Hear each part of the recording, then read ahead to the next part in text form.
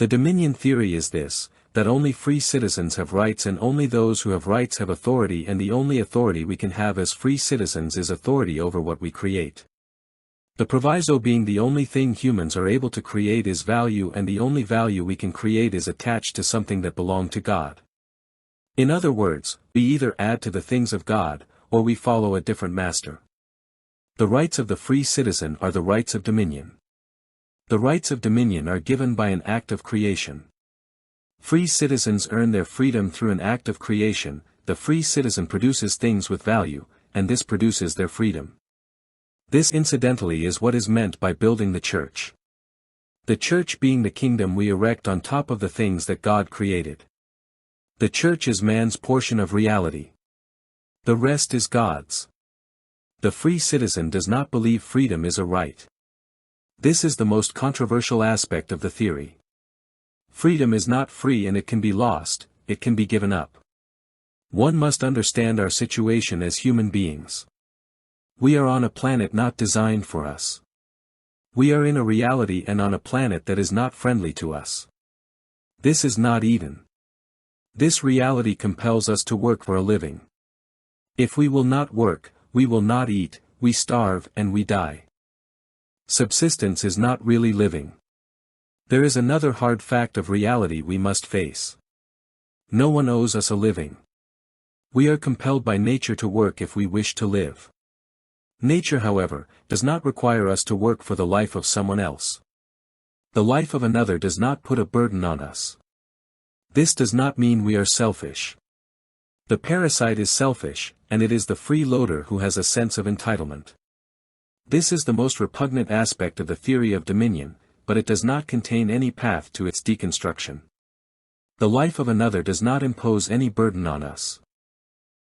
Any obligation we feel for the life or situation of another is totally subjective and self-imposed.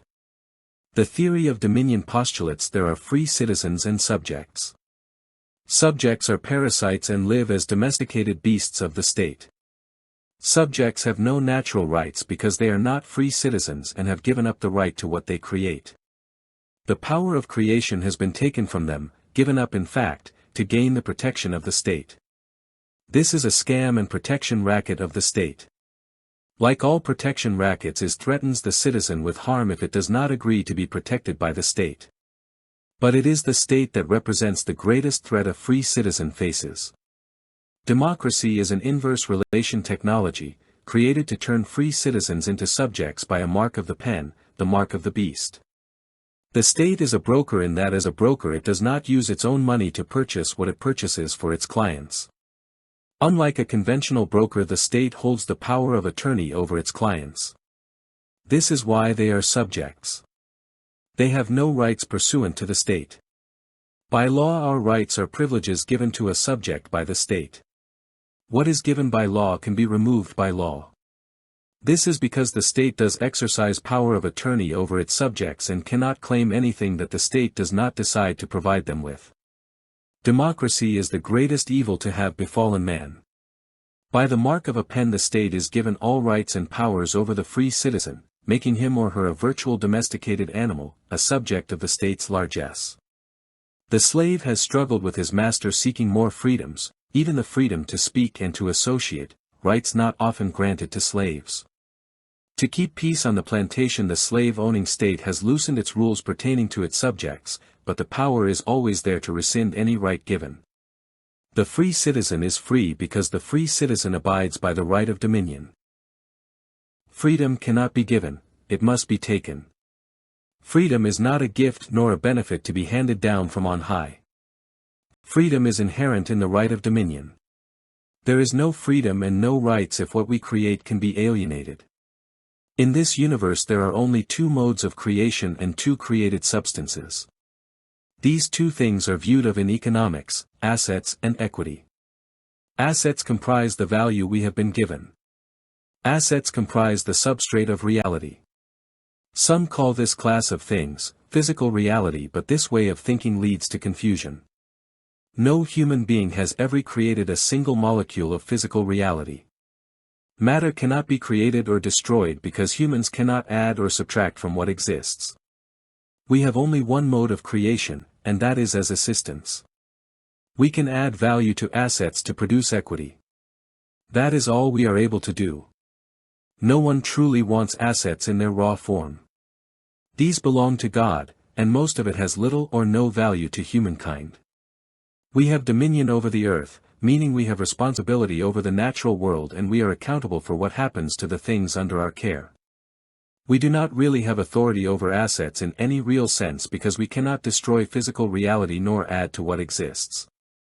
We can add value to nature and we are able to consume the value that adheres to created things, but this does not actually change the asset in a fundamental sense.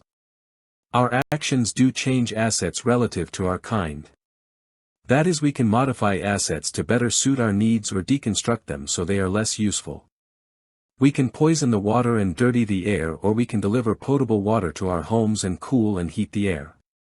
Those are options available to us. But these changes to the world are important to us, not to nature. Nature is not designed for our use, we must redesign it to make it habitable.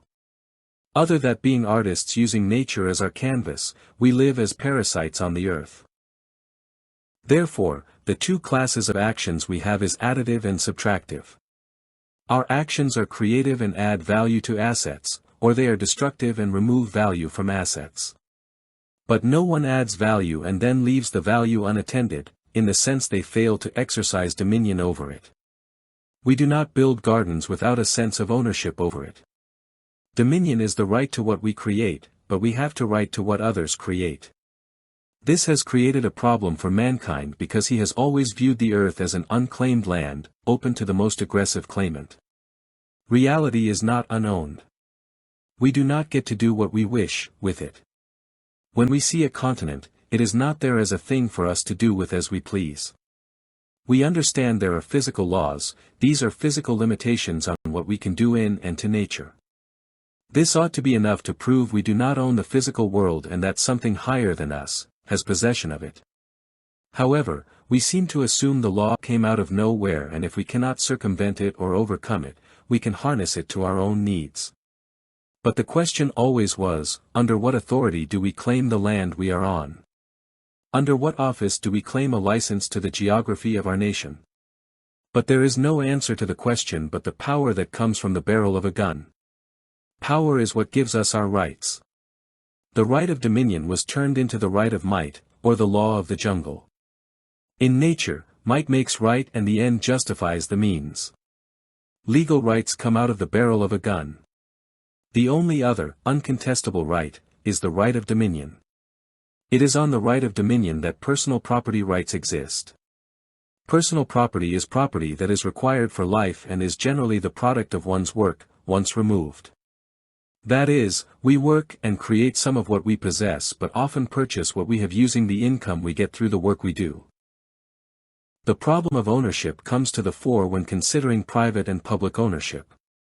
However, we need to open the discussion up to one about all forms of ownership, because if the ownership model is up for debate, then there will be those who reject the ownership model in use and seek to apply their own standards.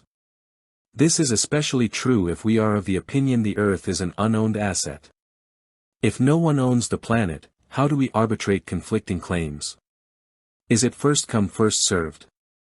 Does the group with the greatest number of persons have the best claim? Or is ownership determined by which group has men still standing after a violent clash of arms? The question is moot because regardless of what one thinks the answer is, if someone with a greater capacity to destroy those who also make a claim on the property, it is the one who forces their competitor to abandon their claim, that will end up being the owner. In other words, if the law of the jungle prevails, martial prowess will ultimately determine the outcome of a competing ownership claim. Associations of groups who have a shared interest in the outcome of a conflict can be formed to give them an advantage vis-a-vis other contenders, but the rule still holds. When a disagreement about ownership emerges, the only way to settle it, beyond one side or the other abandoning their claim, is through a test of strength, in which the stronger side wins. This ought to suggest that ownership claims by private and public agencies rest on shaky ground. That the claims of the parties cannot be resolved by any other than violent means, ought to suggest that neither claim has judicial standing. When there is no judicial resolution, conflict is the only alternative. Fictitious claims have no path to resolution, but force of arms. The claim of an author to his created works is easily settled in favor of the originator against those who played no role in the production of the work. Everyone claims they have rights, but they have no path to the resolution of their claim, other than violence. We claim we have a right of free speech and a right of association, a right to life and so on, but where is the objective evidence of these things? Mostly these rights come down to the government promising not to infringe on these rights. On the other hand, it is the government that is tasked with protecting these rights, or at least, with the task of not infringing upon them. So, what sort of rights are these if they exist only conditionally? How do we demand our rights not be infringed, if the one that infringes them is the same one charged with their protection? The Jews could explain what this means better, having been slated for extermination by the state that ought to have been protecting them. The rights of dominion means that if we create something of value, the value belongs to us. If we have that right and we ensure that this right is respected, the power becomes concentrated at the base. This is why dominion economics is founded on dominion exchanges, which are small groups of under 15 persons. It is the small group that administrates the resources tied to the jurisdiction it represents. The exchange operates as a department of a prioria. This is a model community based solely on the Bible. A prioria is the living testament of sola scriptura. It abjures all that cannot be founded in or deduced from Scripture. A prioria is better considered a civilization, that is a model civilization, a model of what civilization would be if it had reached its apogee. A prioria is an association of all of the dominion exchanges. Exchanges are the building blocks of a prioria. At this juncture it ought to be pointed out that dominion operates in accordance to the principle of subsidiarity. Which means that no power is exercised by a higher office that is not expressly assigned to it by a lower agency. Thus the rights of dominion and the principle of subsidiarity work together to ensure what we create cannot be expropriated by a higher administrative level. We need to remember that if the rights of dominion are contested there are no rights. If the community does not ensure some level of protection for personal property, there is no protection, and the law of the jungle, in which might makes right and the end justifies the means, is the only operational principle in force. Think of the rights of dominion and the law of the jungle as the two ends of a scale with a pointer and a dial that turns the pointer towards the right or left. Turn the dial to the right and personal rights are protected, turn the needle to the left and more rights are added to the mix, but in so doing, the rights of dominion are proportionally reduced. If we have an absolute right to what we produce, no other rights are possible. We can postulate them, but we cannot issue them, that is, enforce the possession of them. How do we have a right to life, if everyone has a right to what they created, and no one has any right to acquire what belongs to anyone else?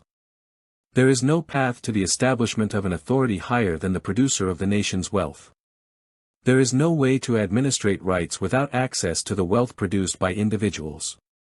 Everything that we own is either produced by the owner or purchased through the mechanisms of the free market.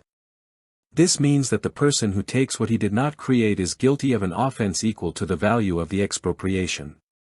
What we take we need to pay for, what we do not pay for willingly, the councils have the obligation and authority to force payment of. Under the rights of dominion everything is simple. These are the major points. We own what we create. No one has the right to claim what they did not create. We each pay for what we get. All transactions are through the mechanisms of the free market. We are all free citizens because we have no master above us. The authority of the higher administrative levels is specified by the lower echelons.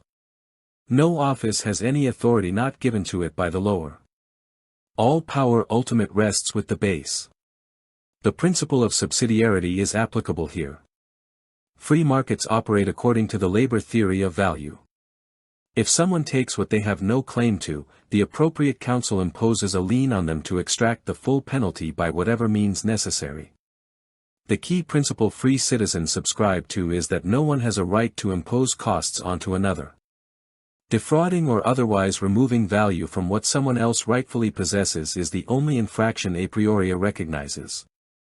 The penalty for all infractions of the right of dominion is the restoration of what was taken. Cases hinge upon the provision of evidence that a value was created by a free citizen and that by the actions of the accused, what had been possessed was removed.